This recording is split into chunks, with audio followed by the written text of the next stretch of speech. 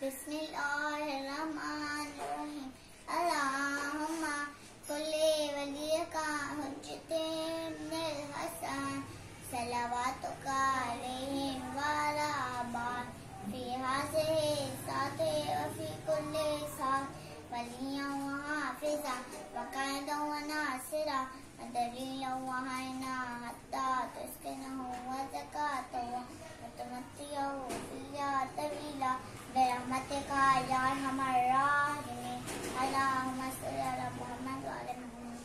आज ईद ज़हरा है और इमाम ज़माना अलैहिस्सलाम की इमामत का पहला दिन है।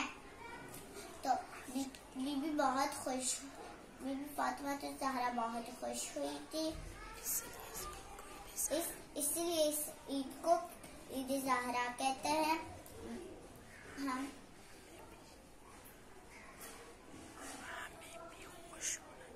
हमें भी खुश होना चाहिए और अच्छे कपड़े पहनने चाहिए। सबको ईद मुबारक कहना चाहिए। इसलिए मैं भी आप लोग को ईद मुबारक कह रही हूँ। आज के दिन ईद मुबारक। तब तक के लिए बाय।